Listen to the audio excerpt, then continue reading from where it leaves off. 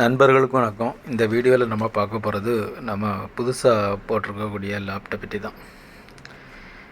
இந்த லேப்டாப் வந்து ஏற்கனவே இந்த இடத்துல இருந்தது தான். இந்த வீட்டு வேலை நடந்தனால நாங்கள் முன்னாடி பிரித்து மாற்றியிருந்தோம். அதே லேப்டாப் இப்போ வந்து செட் பண்ணியிருக்கோம். சின்ன சின்ன வேலைப்பாடுகள் கொஞ்சம் மாற்றம் உண்டு.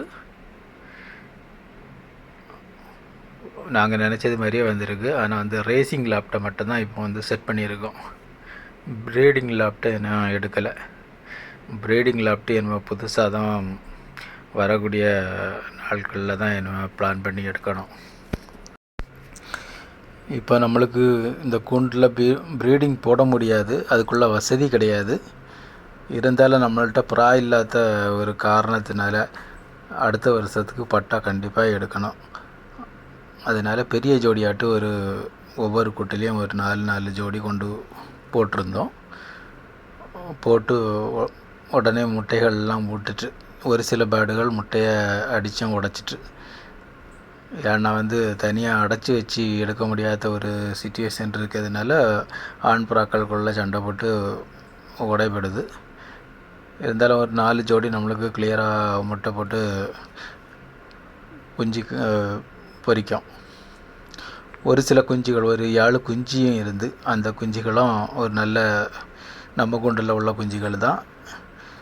எல்லாமே ஒரு லாங் டிஸ்டன்ஸ் பறந்த லைன்கள் உள்ள குஞ்சுகள். அதையும் மேலே கொண்டு போட்டிருந்தோம். இனி இந்த குஞ்சுகளையும் இதிலேருந்து வரக்கூடிய குஞ்சுகளையும் தான் நம்ம வந்து இந்த கூட்டில் பறத்தி இறக்கி அடுத்த வருஷம் பந்தயத்துக்கு என்னவோ தான் நம்ம ட்ரை பண்ணோம். எல்லாம் நல்ல பறந்த லேப்ராக்கள் தான். ஃப்ரெண்டில் நிற்க அந்த பேர்டெல்லாம் 1000 பறந்தது. 1000 பறந்த புறாக்கள், 700 பறந்த புறாக்கள், 500 பறந்த புறாக்கள், அப்படி பறந்த புறாக்கள் தான் இந்த கூட்டில் எடுத்திருக்கேன். இப்போ எல்லா புறாயுமே எடுக்கலை. ஏன்னா இந்த கூடு ரேசிங் கூடாட்டு இருக்கிறதுனால அவ்வளவு பட்டா புறாக்கள் தான் இந்த கூட்டில் போட முடியும். பட்டாக்கள் இந்த கூட்டில் போட்ட பிறகு பெரிய பேர்டுகளை நம்ம வேறு கூண்டுக்கு மாற்ற வேண்டிய இருக்கும். இப்போ அந்த ஜோடிகளில் இருந்தெல்லாம் குஞ்சு பொரிக்க ஆரம்பித்தாச்சு. இது நம்ம சாம்பியன் பேர்டு, அதில் இருந்தும் குஞ்சு பொரிச்சிருக்கு. அடுத்த வருஷத்துக்கு எப்படி இருக்குன்னுட்டு பார்க்கலாம் இதில் உள்ள குஞ்சுகள். இதுவும் ஒரு முக்கியமான ஜோடியில் உள்ள குஞ்சு. அதுவும் கொஞ்சம் பெரிய அளவில் வந்தாச்சு.